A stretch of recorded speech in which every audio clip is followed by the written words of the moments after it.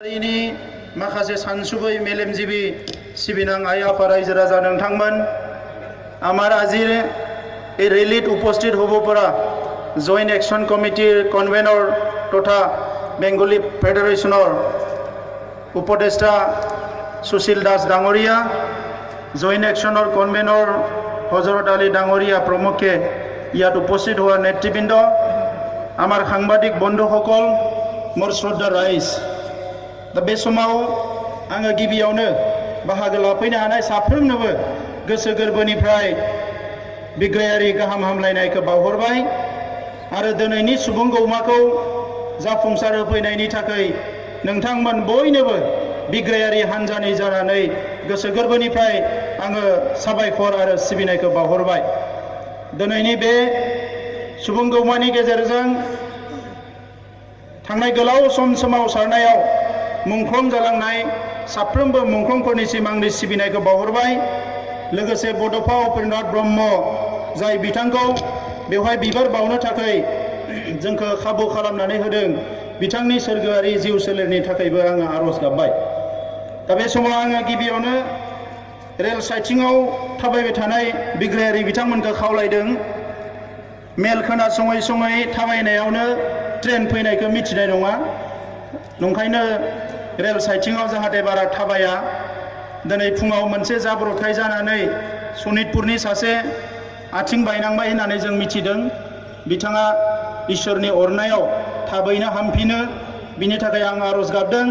लोगोसे आं गिबियावनो नोंथांमोन बयखौबो खावलायखानानै दोननो सानदों थांफिननाय समाव जाहाथे रावबो होंगो दोंगो खालामा लासै लासै थां साफ्रोमबो बर' फिसानि जिउआ जोबोद बेसेन गोनां दिनैबो बड'लेण्डखौ मोनाखै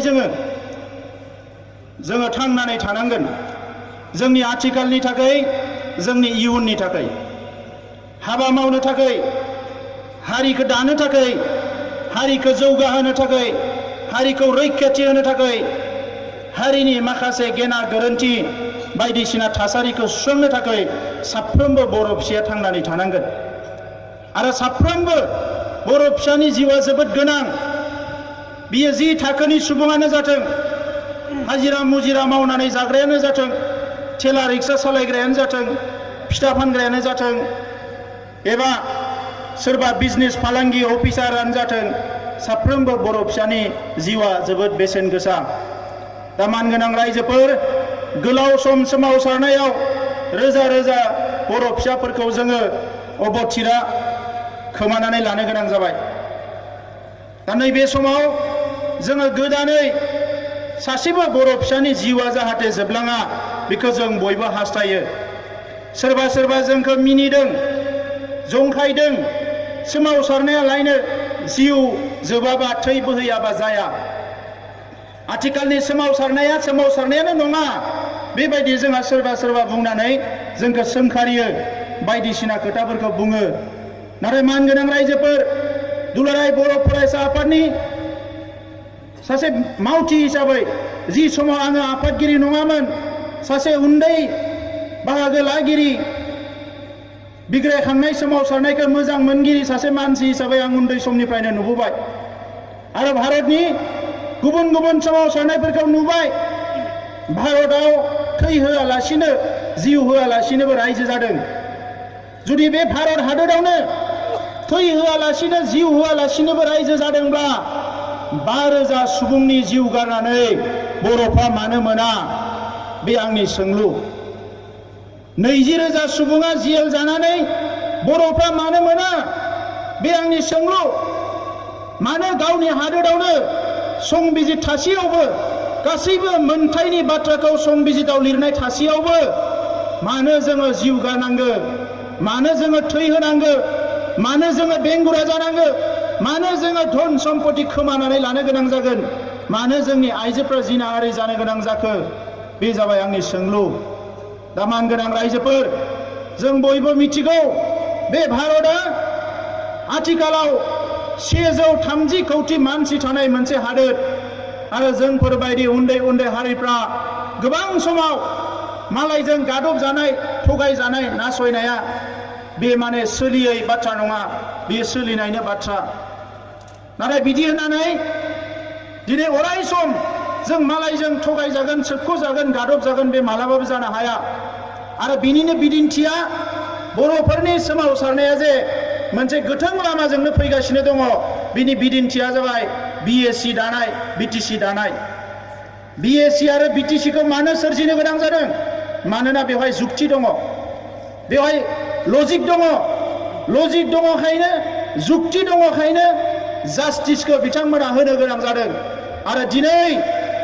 आलादा रायजोखौ जे जों बिदों भारताव आलादा रायजो बिग्राया जों हारसिं नङा गोबां ओनसोलाव आलादा रायजो बिनानै आथिखालावबो सोमावसारगासिनो दङ फारसेथिं भारतनि दैदेनगिरिफ्रा बुंदों भारतनि रांखान्थिया जौगाबाय भारतनि इनफ्रास्ट्राक्चारा जौगाबाय भारतनि सोलोंथाइया जौगाबाय भारतनि बायदिसिना बिथिङाव जौगाबाय नाथाय बेराफारसेथिं नायोब्ला नुगोन दाबो भारताव 40 कौटिसो मानसि दङ बे 40 कौटिसो मानसिया सानसेयाव बोथिनै ओंखाम मोजाङै मोनजाया न' बां मोजाङै लुना लानो हायाखै थानो हाया मोजाङै बिसोरनिसिम डाक्टार सहैया बिसोरनिसिम नांगौ बायदि सोलोंथाइया सहैया लेखाया सहैया बैसोर रायजो जाग्रा ओनसोलाव दाबो लामा गैया कारेन्ट गैया बेबायदि गोबां ओनसोल दङ दा बिनिखायनो जेंना दङखायनो सोमावसारनाय जेंना दङखायनो बिग्रायखांनाय जेंना दङखायनो जांख्रिखांनाय आरो बियो मालाबाबो गोरोन्थि नङा बे गोरोन्थि लामा जानो हाया दा नंखायनो आं गिबियाव माखासे दैदेनगिरिफोरखौसो खावलायनो सानदों जों बयबो मिथिगौ साधारन सासे बर' मानसियाबो मिथिगौ गावसा गावस्रिजों जेबो मोना खौसेजोंसो मोनो नंखायनो बै बड'फा उपेन्द्रनाथ ब्रह्मनि आलादा रायजो सोमावसारनाय समनिफ्रायनो मोनसे स्ल'गान मोनसे दाबो सोलिगासिनो दङ बड'स अफ दा वर्ल्ड इउनाइट बुहुमनि बर'फोर खौसे जा खौसेबा थांगोन गावस्राब्ला थैगोन जोङो बयबो खौसेयै थानांगोन बेराफारसेथिं सोरबा बुंदों बावैसो मैया दाख्लैसो फोथाराव गसंनानै हब्रा लेक्सार होनानै थांबाय आरो हरै माने बायदिसिना जायगाफ्राव गसंहैनानै बुंबाय आरो सोमावसारनायनि दरखार गैला जेंनाया ओरैनो सुस्रांजागोन आं सोंनो लुबैयो सोमावसारालासिनो बर'फ्रा मा मोनदों सोमावसारै दिनै बिएसि मोनबाय बिटिसि मोनबाय सोमावसारसेयावबो दाबो कार्बि आंलंनि बर'फोरखौ जोङो हिल स्टेटासाव लाबोनो हायाखै बिटिसि सुक्तियाव लिरनाय थानानैबो बर' मिडियामनि थाखाय सेपारेट डाइरेक्टरेट मोनसे सोरजिनो हायाखै सोमावसारसेयावबो स्कुल कलेजाव मास्टार थिसननांगौ सोमावसारसेयावबो हायाखै लेखा दिनै नांगौ समाव मोना सोमावसारसेयावबो हायाखै रेडिअ सेन्टार टिभि सेन्टारफ्राव बर'नि समा बारायनांगौ होननानै आसामाव बुंबाय सोमावसारसेयावबो हायाखै दिनैसिम जोङो सोमावसारसेयावबो हायाखै बर' रावा आसामनि अफिसियेल राव जानांगौ बियो दिनैनिफ्राय 40-50 बोसोर सिगाङावनो आसाम सरकारा अर्डार होखानाय आसाम सरकारनि पलिसियाव हाबखानाय दिनैसिमबो आसामाव सोमावसारसेयावबो बर' रावखौ अफिसियेल राव हिसाबै बाहायजायाखै दाबो बाहायनो हायाखै दा अब्ला जों मा खालामगोन सोर बुंनो सानदों सोमावसारालासिनो जागोन नाथाय सोमावसारनांगोन जेंना सुस्रांनायनि गिबि लामायानो जाबाय सोमावसारनायनि नैथियाव जागोन सावरायनायनि थामथियाव जागोन सलुसन दिनै एनडिएफबिआ मोनसे समाव सिलाय लानानै गिलु बालु सोमावसारबाय फाइखि हान्जाफोरजों जुजिबाय गावसोरबो थैनो गोनां जाबाय सुथुरखौबो बिथांमोना दिनै माखासे खिथेर होखारनाय बायदियै साजा होबाय बेबायदि लामाजों फैनो गोनां जादों बिएलटिआबो बै समाव जोंनि जोहोलावफ्रा गावथार जाबाय बिथांमोनाबो माखासे एक्सन लानो गोनां जाबाय बिनि उनावसो सावरायनाया जादों दुलाराय बर' फरायसा आफादनि बै समाव राजालामा दिल्ली दिसपुर बेसेबांबा गिलु बालु सोमावसारनाय भलेन्टियार फर्सनि सोमावसारनाय बिनि उनावसो सावरायनाया जादों बिनि उनावसो सलुसना जादों दा नंखायनो दाबो लामाया बेनो दिनै जुदि ओरैनोबो जोंनो जेबो होनो गोसो गैखाया आरो बे समाव जुदि जोङो गावनि गोसोखौ लोरबां दिन्थियोब्ला गोहैलो दिन्थियोबा गोसो गैयै बायदि दिन्थियोबा कमप्रमाइजिं एटिटिउडखौ दिन्थियोबा मालाया मिथियोबा बिसोर गंलाय खासिगोन अब्ला जोंनो जेबो होनाय नङा रायजोफोर जेबो होनाय नङा सुथुरा दाबो गोख्रों बेवहाय जि मावो गावसोरनिनो मावो दिनै नोंथांमोना नुदों आसाम सुक्तिनि 6 नाम्बार दफा फारिलाइखौ बिथांमोना इमप्लिमेन्ट खालामनो नागिरदों दिनै आसामाव बेवहाय मा लिरनाय दङ हारसा मानसिफोरनि सिनायथि थामोनथा राव थुनलाइ राजखान्थि अधिकार गासैबो अधिकारखौ बेवहाय सुरक्षा खालामनांगौ होनना लिरनाय दङ दा बेखौ बिथांमोना इमप्लिमेन्ट खालामनो नागिरदों बेराफारसेथिं जोंहा मा जागोन दिनै जोङो सोमावसाराबा दिनै जोङो बिखुआबा दिनै जोङो गाबख'आबा दिनै जोङो खुद्रियाबा दिनै जोङो रागाखौ दिन्थिनो हायाब्ला जोंनि थामोनथा रैखाथिखौ सोर होगोन दा नंखायनो दिनैनि समावबो बिथांमोना जोंनि फारसे सानाखै आसाम सुक्तिया इमप्लिमेन्ट जायै सावनो गावसोरनो नांगौफोरखौ माला सोरजिजोबना लाबाय शंकरदेव केलासूत्र बानायनानै लाबाय माबा IIT मोनबाय गेस क्रेकार मोनबाय साख्रि बिराद मेरला होना लाबाय गावसोरनि सेंग्राफोरखौ दिनै बहाबा IOCआव थां गेस क्रेकाराव थां बबेबा BRPL अफिसफोराव नायै थां गोबां जायगायाव नुगोन बिथांमोननि मानसिफ्रानो दिनै हाबजोबबाय बबेबा इउनिभार्सिटियाव 99.9% बिथांमोना गावसोरनि साख्रिखौ होना लाबाय नाथाय जोंहा जेबो गैया दा बिनि थाखायनो नैबे समाव गोनो गोथो जानायनि आरो गोनो गोथो खालामनायनि सम नङा गोदोनिफ्रायनो रायलायबोदों नांगौबा आगानसे फासयगोन आगाननै दावखोगोन मालाबा आगाननै फासयगोन आगानथाम दावखोगोन नाथाय जोङो थाद'नो मोननाय नङा दा बे समा गोनो गोथोनि नङा आं रावखौबो मुं हमनानै बुंनो नागिराखै मानोना आंनि गोरबोआ थिना आंनि गोरबोआ रावखौबो मुं हमनानै बुंनो थिना नाथाय साफ्रोमखौबो आङो खावलायनो सानो बर'नि दैदेनगिरिफोरखौ बर'नि खामानि मावग्रा मावथि फारियाफोरखौ जोङो खौसे जानो सोलोंनांगोन डिसिप्लिनाबो थानांगोन मोनसे संगठनाव मोनसे हारियाव डिसिप्लिन गैयाबा बे हारिया थेर बेथेर जायो दिनै बर' हारियाव डिसिप्लिना बोरै फैदों गोबां नाजाबोनो गोनां जादों गोदो जों उन्दै समाव नुदोंमोन जि समाव एबसुनि सोमावसारनाय भलेन्टार फर्स ओंखारदोंमोन सोरबा साफा सानै बर' सेंग्राफ्रा डाकाइट खालामग्रा सिखाव खालामग्रा दङमोन बुदब खालामनानै सिदा खालामबोनायाव बर'फ्रा दिनै डिसिप्लिन जाबोदों NDBनि सोमावसारनायाव गोबां जौ लोंग्रा मानसिफोरखौ सिदा खालामदों एबसुनि सोमावसारनायावबो बेबायदि माखासे डिसिप्लिनारि खामानिफोरखौ एक्सनफोरखौ लाबोनानैसो नङाबा बर' हारिफ्रा दिनै बै साखाथियाव रायजो जाग्रा बै बिथांमोन बायदि बिलाइ खाग्रामोन बायदि लामायाव गोग्लैसोना थाग्रा जोंनि हारियाबो थेर बेथेर जासिगौमोन दिनै मानसिफ्रा बाख्नायो नोंथांमोननि मानसिफ्रा जोबोद डिसिप्लिन बिराद धैर्यशील धैर्य हमनो गोरों गोबां बाख्नायो नाथाय बे बाख्नायनाय बे मावनाया ओरैनो जायाखै मेल मिटिं खुंनानै भलेन्टियार दोननानै बेसेबांबा डिसिप्लिन मेल मिटिंआव लिडारफ्रा लेक्चार होनानै दिनै 50 बोसोर हब्रा लेक्चार होबाय जौ जुवानिफ्राय गोजानाव था खोमसि फोथायनायनिफ्राय उदां जा बयबो लेखा फराय हाबा मावनायनि हारिमुखौ बयबो आखायाव ला जाय हारिया हाबा मावा बे हारिया मुलुगाव थांना थानायनि खुनु जग्य नङा बे खोथाफोरखौ लिडारफ्रा लेक्चार होबोनानै दिनै हारियाव डिसिप्लिन फैदों आफादाव डिसिप्लिन खायनो हारियाव डिसिप्लिन गतिके गासैबो आफादफ्रावबो डिसिप्लिन थानांगोन हारियावबो डिसिप्लिन थानांगोन बिखौ लानानै जोंहा गोनो गोथो जानांगौ खोथा गैया बिखौ लानानै गावस्रा गावस्रि जानांगौ खोथा गैया दिनै सोरबाया मेंगोन जिरायगोन सोरबाया थांगोन सोरबाया फैगोन नाथाय हारिनि थांखिया जोंहा थांबाय थानांगोन दा नंखायनो जों बुंदों बे जाबाय पिपुल्स रिभलिउसन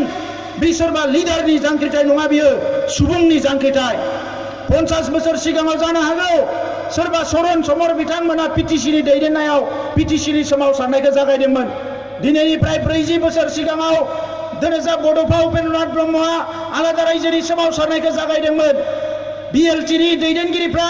BLTनि हाथियार सोमावसारनायखौ जागायदोंमोन NDPनि दैदेनगिरिफ्रा NDPनि सोमावसारनायखौ जागायदोंमोन BSF मुं लानानै नाथाय बे सोमावसारनाया दिनै बेवहाय गासैबो थुबुर जाफैबाय आरो बियो समनिनो खावलायनाय आरो बै समाव जोङो जे समाव नुबाय मेगन सिगाङावनो UPDSआ सुक्ति जाबाय DHDआ सुक्ति जाबाय कार्बि आंलं दिमा हासावआव बिथांमोनखौ मा खालामबाय गभर्नमेन्टआ गावस्रा गावस्रि खालामनानै सोरबा मोनसे हान्जाखौ बमब्रायनानै सुक्ति खालामनो लांबाय सुक्तियाव जेबो गैया बिथांमोननि कार्बि आंलं जिल्लाखौनो बोखावनानै मोनब्रै बानायबाय सुक्तियाव जेबो गैया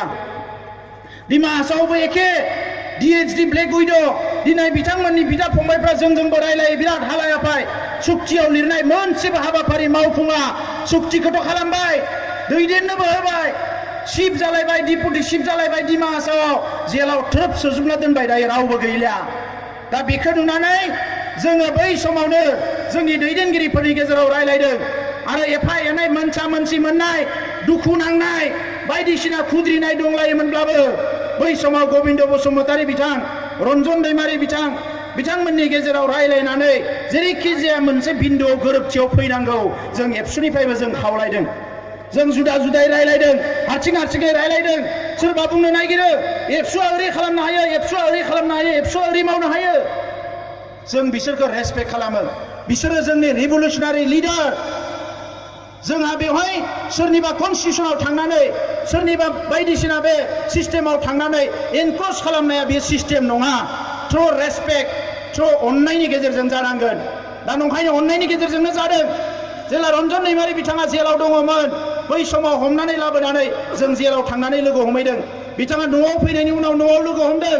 आरो उइथ डिउ अनार, उइथ डिउ रेसपेक्ट एन्ड लाभ जोङो खनले रायलायदों। बिनि उनाव बिथांमोनाबो गावबा गावनि गेजेरावनो रायलायदों। जोंनि थांखिया मा? आंजों सोरजोंबा पार्सनेल जिबनाव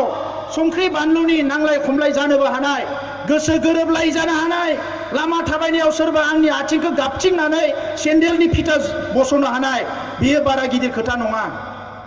जोंनि थांखिया मा? थांखिया मोनसेल', बर' हारिया जास्टिस मोननांगौ, बर' हारिया न्याय मोननांगौ। आरो बिनिखायनो समनि खावलायनायखौ मान होनानै बिथांमोना मोनसे समाव गावसोरनि दाबि सनद चार्टार अफ डिमान्डखौ मोनसे खालामबाय जाहाथे सरकारा जानला मानला खालामनो हाया। बिनि उनाव आरो रायलायबावबाय, रायलाय गभर्नमेन्ट अफिसारफोरजोंबो जोंबो खनले रायलायदों एबसुनिफ्राय जे जि सलुसन जागोन बेवहाय जोंबो दङ। ज' जानानै जानांगौ सलुसना, आरो मोनसे सलुसन जानांगौ। जि सलुसन, जि जेंना सुस्रांनायजों फैगौ 50 बोसोर 100 बोसोर जाहाथे बर' फिसाफ्रा लेखा फरायनो गारनानै, आबादथिलिखौ गारनानै, रां खामायनो गारनानै, संसार जानो गारनानै राजा लामायाव फैनो गोनां जाया, बेबायदि मोनसे सलुसन खालामोब्ला जोंबो दङ होननानै जों सरकारनि मानसिफोरखौ दिल्लीयानो जा दिसपुरानो जा खोथा होबोदों। आरो बिनि उनाव फैयै नुबाय बिथांमोना गावसोरनो रायलायनानै सिजफायाराबो ज' जाबाय। दानिया सिजफायाराबो ज' जाबाय। दानिया थगायनायनि खुनु लामा गैला। दा नाथाय रायजोफोर दिनै जों बयबो नेदों। मानोना सुक्तिनि नामाव सुक्ति खालामनानै 30 बोसोर पुलिस मिलिटारिजों गावथार जानाय, माखासे नायगार जोंनि फिसाफ्रा बुलि जानांनाय, न' बां सावजानाय, जोंनि बिमा बिब'फ्रा खस्थ' मोननांनाय, बेखौ जोङो जानला मानला हगारनो हाया। ओंखायनो सरकारा जेरै गेलेदों जोंबो गेलेनो हानांगोन, जोंबो बिसोरखौ नारसिनो हानांगोन। नंखायनो जोङो नायबाय थादों जे बिथांमोना माला रुइनो गोनां जायो। नाथाय बे समावनो दुखुनांथाव सोरबा जोंनियानो ओरैबायदि माने जाबाय, बड'लेण्डआ जानाय नङा, बड'लेण्डआ जानाय नङा, बड'लेण्डआ जानाय नङा। बड'लेण्डआ जायोबा जेन'बा बेहा ओंखाम मोनजानाय नङा सोरहाबा। ओरैबायदि दुखुनांथाव। जों जोबोद दुखु मोनदों रायजोफोर। जों नेता नङा, नेताबो जानो नागिराखै। राजा मन्त्रि जानाया जोंनि थांखि नङा, MLA MP जानाया जोंनि थांखि नङा। नाथाय जि जिनिसखौ बर' आइ आफा रायजो राजाया हास्थायदों, खुदै मन'नानैब्लाबो, बिखायाव आखाइखौ दोननानैब्लाबो एसे सान जे बे खोथाखौ बुंनाया लाब जागोन ना लस जागोन, जोंनो मा नांगोन। दिनै नोङो सोरबा सासेया दिनै थाखा फैसा दङ, राजखान्थिखौ गेलेनो गोरों दङ, रोंदों, 50 बोसोरबो राजखान्थिखौ गेलेनो हानाय, बेनि ओंथिया बे नङा जे बर'आ गासैखौबो मोनजोब्बाय, बे नङा। दिनै बर'नि अबस्थाखौ नायनांगोन। दिनै जोंनि जोहोलावफ्रा जेलाव थानांबाय, बिसोरखौ जेलनिफ्राय बरननांगोन। दिनै रन्जन दैमारी बिथांजों माखासे दङ, बिथांमोना दैदेनगिरि जाथिनि थाखाय सोमावसारदों। बिथांमोनल' नङा, आसामनि मोनफ्रोमबो जेलाव 30 जन, 40 जन, 50 जन बर' सेंग्रा सिख्लाफ्रा हाबनानै दङ। सोरनि बिब', सोरनि फंबाय, सोरनि बिनानाव, सोरनि बिमा, बै न'खरफ्रासो मिथिगौ। दा बिसोरखौबो जों जेलनिफ्राय बरननांगोन, बिसोरखौबो जेलनिफ्राय बरननांगोन। गासैबो थासारिया सुद्रायनांगोन। बर' हारिनि सासेबो सुबुङा खस्थ' मोननांनाय बेबायदि थासारिखौ दोननो मोननाय नङा। जों मा लुबैदों? बुहुमाव थांनानै थानाय साफ्रोमबो बर' फिसाया गावनि थामोनथा, मोनथाय, सिनायथि, मान सन्मानखौ लानानै रायजो जानो हानांगोन। जों बेखौसो लुबैदों। दा नंखायनो रायजोफोर, आं बारा गोलाव खोथा बुंनो सानाखै जे नैबे समाव सलुसनखौ जों लुबैदों। सरकारजों जोंबो रायलायदों, सोरबा बाहेराव रायलायदों, सोरबा सिङाव रायलायदों, बायदिसिना रायलायनाया सोलिगासिनो दङ। जेंना सुस्रांनांगौ, गोजौनिफ्राय नारसिननाय गेजेरनिफ्राय नारसिननाय जोंबो बेखौनो नायगासिनो दङ जेंना सुस्रांनाया बबे लेभेलाव जानो थांगासिनो दङ बेखौनो जोंबो नायगासिनो दङ नाथाय गभर्नमेन्टखौ एनि टाइम प्रेसाराव दोननो हानांगोन नारसिननानै दोननो हानांगोन जोंनि सक्तिखौ प्रदर्शन खालामनो हानांगोन जोंनि गोहोखौ दिन्थिनो हानांगोन जाहाथे बिथांमोनाबो साननो गोनां बाध्य जायो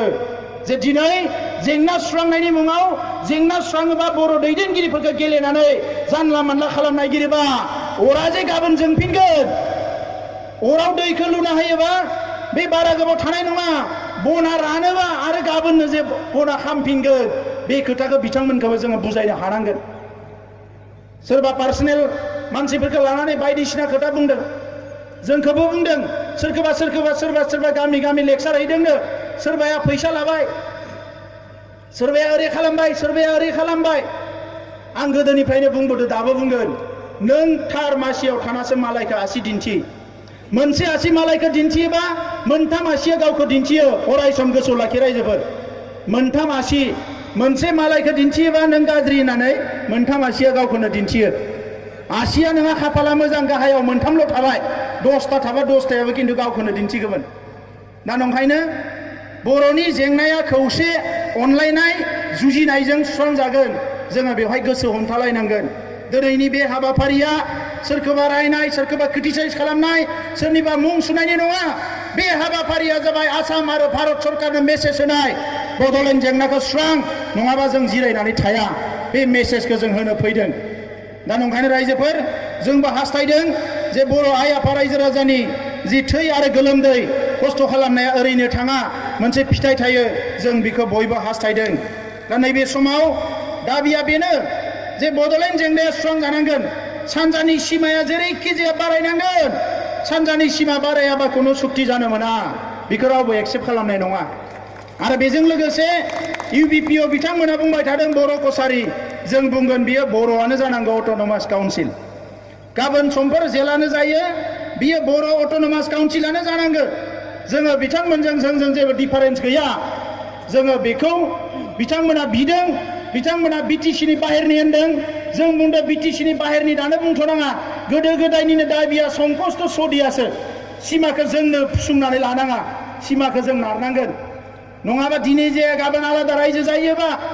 माने जोंनि सिमाखौ अरनायनि आरो लामाया थानाय नङा जोङो सिमाखौ जेसेबां हायो नारलांखानांगौ गोदो गोदाय बे जोंनिनो रायजोखामोन जोंनि आबै आबौनिनो हाखामोन मालायनि हाखौ बियाखै जोङो दा बे मोननैया जानायजों लोगोसे कार्बि आंलंनि बर'फोरनि जेंनायाबो हाजोआरि ट्राइबेल जानांगौआबो जाहाथे जोबो जों बेखौ बयबो हास्थायो आं बेखौनो बुंबाय गोलाव सम बुंनो सानाखिसै আমি সরকারক এইখিনি কথাই কব বিচাৰিছো কি ভাৰত চৰকাৰে স্পষ্ট কৰি দিলে যেতিয়া জম্মু এণ্ড কাশ্মীৰ দুটা ইউনিয়ন টেৰিটৰি সৃষ্টি কৰিলে আমি যোৱা 50 বছৰে কৈ আহিলো সংগ্ৰাম কৰিলো গণতান্ত্ৰিকভাৱে গণ আন্দোলন কৰিলো চৰকাৰক মেমৰেণ্ডাম দিলো বহুত লানি ত্ৰিপাক্ষিক বৈঠক হল চৰকাৰক আমি আপিল কৰিলো ৰিকুৱেষ্ট কৰিলো বহুত কথা শুনালো কলো যে আমাক ন্যায় লাগে আমাক নিজৰ আত্মা সন্মান ভাষা সংস্কৃতি অস্তিত্ব লৈ জীয়াই থকাৰ কাৰণে এটা ব্যৱস্থা সৃষ্টি কৰি দিব লাগে বিএসসি গঠন হল আমাৰ আশা আকাংক্ষা পূৰণ নহল বিটিসি গঠন হল আমাৰ আশা আকাংক্ষা পূৰণ নহল আৰু আজি ভাৰত চৰকাৰে কাশ্মীৰৰ মানুহে নিবিচাৰিলেও তাত দুটা ইউনিয়ন টেৰিটৰি গঠন কৰি দিলে আৰু তেখেতসকলে স্পষ্ট ভাষাৰে ক'লে যে কাশ্মীৰত দুটা ইউনিয়ন টেৰিটৰি এই কাৰণে গঠন কৰিছো আৰ্টিকেল 370 হাটাই পেলাই এই কাৰণে গঠন কৰিছো কাশ্মীৰত বসবাস কৰা প্ৰত্যেকজন নাগৰিকে নিৰাপত্তা পাব লাগিব পাকিস্তানৰ পৰা বাহিৰৰ পৰা যিবিলাক সন্ত্ৰাসবাদী আহে এই সন্ত্ৰাসবাদীবিলাক কাশ্মীৰৰ কাৰণে এটা ভাবুকি হৈছে যোৱা 72 বছৰে শান্তি পোৱা নাই শান্তি আনিব লাগিব উন্নয়ন পোৱা নাই কাশ্মীৰত যিবিলাক পইচা যায় এই পইচাবিলাক হয় উগ্ৰপন্থীৰ হাতত যায় নহয় নেতাবিলাকৰ হাতত যায় সাধাৰণ ৰাইজে একো নাপায় এই কাৰণে আজি তাত এটা সাংবিধানিক খালখলনি এমেন্ডমেন্ট কৰি পেলাই এটা ন্যায় দিয়াৰ স্বাৰ্থত দুটা ইউনিয়ন টেৰিটৰি গঠন কৰিছে আমি ওয়েলকাম কৰিছো ভাৰতৰ স্বাৰ্থত কাশ্মীৰৰ নাগৰিকসকলৰ স্বাৰ্থত, শান্তি প্ৰতিষ্ঠাৰ স্বাৰ্থত, মানুহৰ নিৰাপত্তাৰ স্বাৰ্থত, উন্নয়নৰ স্বাৰ্থত যি কৰিছে আমি ওয়েলকাম কৰিছোঁ। কিন্তু ভাৰত চৰকাৰক আমি আপিল কৰিব বিচাৰোঁ, একে ন্যায় বড়োসকলকো দিব লাগে। আমি ইয়াতকে বেছি বিচৰা নাই। আমাক নিৰাপত্তা লাগে, আমাৰ ভাষা সংস্কৃতি, আমাৰ ভূমিৰ, আমাৰ অস্তিত্ব পৰিচয়ৰ নিৰাপত্তা লাগে। আমি ইয়াৰ ভূমিপুত্ৰ হয়, আমি ভাৰতৰ প্ৰকৃত নাগৰিক হয়, খিলঞ্জীয়া মানুহ হয়। সেই হিচাপে আমাক সাংবিধানিক ন্যায় লাগে, আমাক কনষ্টিটিউচনেল জাষ্টিছ লাগে, আমাক সাংবিধানিক সুৰক্ষা লাগে। এই কথাটোৱে আমি ভাৰত চৰকাৰক কৈ আহিছোঁ। আমাকো শান্তি লাগে, এই অঞ্চলত অশান্তি হৈ আছে যুগে যুগে, আমাকো শান্তি লাগে, এই শান্তি প্ৰতিষ্ঠা কৰিব লাগে। আমাকো উন্নয়ন লাগে। আমাৰ এই অঞ্চলত বহুত বিদ্যালয়ত শিক্ষক নাই, মহাবিদ্যালয়ত আজি অধ্যাপক নাই, সময়মতে কিতাপ পত্ৰবিলাক আহি নাপায়। আমাৰো বহুত সমস্যা আছে, এই সমস্যাবিলাক সমাধান কৰিব লাগে। আমাৰ হস্পিটেলত ডক্টৰ নাই, আমাৰ ৰাস্তা ঘাটবিলাক ভাল নহয়, আমাৰো বহুত সমস্যা আছে। আৰু এই সমস্যা সমাধানৰ একমাত্ৰ পথটোৱে ইয়াত যি ব্যৱস্থা আছে, এই ব্যৱস্থাটো অধিক শক্তিশালী কৰিব লাগিব, অধিক সমস্যাযুক্ত কৰিব লাগিব, আৰু ইয়াত এটা অটনমি দিব লাগিব, যাতে আমাৰ ফিউচাৰটো আমিয়ে গঢ়ি ল'ব পাৰোঁ। আৰু সেই ব্যৱস্থাটো কৰাৰ কাৰণে যদিও চৰকাৰে চেষ্টা কৰিছিল, BSc BTC গঠন কৰি এই আমাৰ আকাংক্ষাটো আজিলৈকে পূৰণ কৰিব পৰা নাই। সেইকাৰণে ইয়াতকে অধিক আমি বিচৰা নাই। বৰ্তমান কেন্দ্ৰতো বিজেপি চৰকাৰ, ৰাজ্যতো বিজেপি চৰকাৰ, লোকসভাতো বিজেপি মেজৰিটি, ৰাজ্যসভাতো বিজেপি মেজৰিটি হ'ল। আৰু কাৰোলৈকে বাট চাব নালাগে। যেনেকৈ জম্মু কাশ্মীৰত বিভিন্ন বিৰোধিতা কৰাৰ পিছতো, বিভিন্ন হৈ হাই কৰাৰ পিছতো, হৈ হাল্লা কৰাৰ পিছতো একপক্ষীয় ডিচিশ্যন লৈ আগবাঢ়িলে আমি ভাৰত চৰকাৰক আহ্বান কৰিছোঁ, বদলেন সমস্যা সমাধান কৰাৰ কাৰণেও আগবাঢ়ি আহিব লাগে। ইয়াত শান্তি প্ৰতিষ্ঠা হ'ব, নতুন এটা ৰাজ্য গঠন হ'ব, এই ৰাজ্যত উন্নয়ন হ'ব, প্ৰগতি হ'ব, সকলো শান্তি সম্প্ৰীতি নিজৰ আত্মমৰ্যাদা লৈ জীয়াই থাকিব পাৰিব। এই পৰিৱেশ সৃষ্টি কৰা ৰাজ্য আৰু কেন্দ্ৰ চৰকাৰৰ দায়িত্ব। তাৰপিছতে ৰাইজ বহুত সময়ত আমাক কৈছে, বড়োসকলে বিভিন্ন জাতি গোষ্ঠীৰ লগত মিলি থাকিব নিবিচাৰে, হিংসা কৰে, কিবা কৰে। আজি অসমত NRC হৈ গ'ল। এই NRC যেনেকৈ সঠিকভাৱে হ'ব লাগিছিল তেনেকৈ নহ'ল। বহুতো বড়ো মানুহৰ নাম বাদ পৰি গ'ল। সেইকাৰণে কৈছোঁ, এই NRCটো কেতিয়াও সঠিক NRC হ'ব নোৱাৰে। য'ত খিলঞ্জীয়া মানুহৰ নাম নাই, ভাৰতৰ প্ৰকৃত নাগৰিকসকলৰ নাম নাই, এই NRC কেতিয়াও কাৰেক্ট NRC হ'ব নোৱাৰে। সেইকাৰণে আমি কৈছোঁ যে ভাৰত চৰকাৰে ব্যৱস্থা ল'ব লাগে, অতি শীঘ্ৰে যিখিনি ভাৰতৰ খিলঞ্জীয়া মানুহ, অসমৰ খিলঞ্জীয়া মানুহ, প্ৰকৃত নাগৰিক আৰু ট্ৰাইবেল মানুহবিলাকৰ নাম বাদ পৰিছে, অতি শীঘ্ৰে এই নাম যাতে NRCত অন্তৰ্ভুক্ত কৰে। আনপিনে 6 নম্বৰ দফা ইমপ্লিমেণ্ট কৰিব বিচাৰিছে। আমাৰ তাত ক'বলগীয়া আছে, 6 নম্বৰ দফা অসম চুক্তি ৰূপায়ণ কৰক। কিন্তু এই 6 নম্বৰ দফাত বিভিন্ন জাতি জনগোষ্ঠীৰ কথাটো স্পষ্টভাৱে তেখেতসকলে কওক। আজিৰ পৰা 35 বছৰ আগত যিটো চুক্তি হৈছিলে, এই চুক্তিত যদি ভুল ক্ৰমে এনেকুৱা কৰা হ'ল, অসমীয়াৰ কাৰণে কৰাৰ যিটো কথা, অসমীয়া জনগোষ্ঠীক আমি বেয়া নাপাওঁ, অসমীয়া জনগোষ্ঠী আমাৰ শত্ৰু নহয়, আমাৰ এই দাদা ভাই, আমি সন্মান মৰমেৰে জীয়াই থাকিব বিচাৰোঁ। কিন্তু এটা সময়তে এই দফাৰ দ্বাৰা আমাৰ যদি ভাষা সংস্কৃতিৰ নিৰাপত্তা নাথাকে, আমাৰ যদি পৰিচয় অস্তিত্বৰ নিৰাপত্তা নাথাকে, তেনেহ'লে এই দফাটো আমি বিচাৰিলেও আমি সমৰ্থন কৰিব পৰা এটা পৰিৱেশ নাথাকিব। সেইকাৰণে আমি আহ্বান কৰিছোঁ, চৰকাৰক আহ্বান কৰিছোঁ, ট্ৰাইবেল হৈ চিচিটোৱা হৈ আহ্বান কৰিছোঁ যে ইয়াত অলপ সাল সলনি কৰি পেলাই এইটো সমাধান কৰাৰ ব্যৱস্থাটো কৰিব লাগে। আজি বেছি দীঘলীয়া ক'ব বিচৰা নাই। আমি শান্তি বিচাৰোঁ, উগ্ৰপন্থী সমস্যা সমাধান কৰাৰ চৰকাৰে এটা পলিচি আছিলে, গতিকে আজি উগ্ৰপন্থী সমস্যা জীয়াই ৰখাৰ কোনো যুক্তি নাই। ইণ্টাৰলোকিউটৰ আজি তেখেতসকলে দিছে, আলোচনা হ'ব লাগে, আলোচনা ক্ষিপ্ৰতাৰে হৈ পেলাই উগ্ৰপন্থী সমস্যা সমাধান হ'ব লাগে আৰু স্থায়ী সমাধান কৰি পেলাই শান্তি ইয়াতে প্ৰতিষ্ঠা কৰিব লাগে। এইটো চৰকাৰক আহ্বান কৰিছোঁ। সেইকাৰণে আজিৰ যিটো ৰেলী, এই ৰেলীটো আমি শান্তি আৰু সমাধান ৰেলী হিচাপে নামাকৰণ কৰিছোঁ। जोबथारनायाव रायजोफोर बयनिसिमबो आं सिबिनायखौ बावहरबाय। बारा जोंहा लिडारफोर गैबावला, बयबो जाहाथे थायो, बोथोराबो जोंखौ मदद खालामदों। एबार आं सानदों जोङो इलेक्शननि उनाव मोननै सुबुं गौमा लाबाय। दाख्लै चिराङावबो सुबुं गौमाया बिराद मोजां जादों, सान्दुंबो गैया अखाबो गैया। दिनैबो उदालगुरियाव ओरैबायदि चिरांनिख्रुइ आरो मोजांबावसो। आं सानबाय मिथिंगायाबो गोदो माने एसे खुद्रियोमोन जोंनि प्रग्रामा अखा हायोमोन दाथ' अखा हायाखै माने मिथिंगायाबो इसोराबो लुबैबाय बर' फिसाफोरनि जेंनाया सुस्रांजाथोंसै जुदि बिदिनो जामारोबा बयनिबो हास्थायनायाव जोंनि जेंनाया थाबैनो सुस्रांजागोन आं बेखौ हास्थायबाय